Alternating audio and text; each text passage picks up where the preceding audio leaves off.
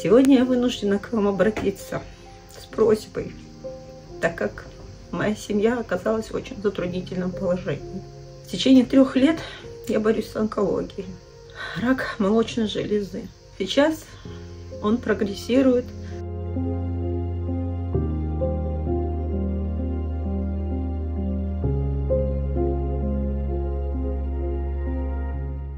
Спасибо всем, кто не остался равнодушным в моей беде, помогли, собрали.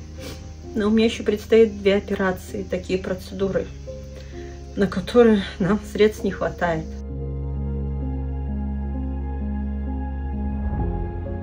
Сейчас очень важна ваша поддержка. Я очень хочу, выздоровев, вернуться в Крым.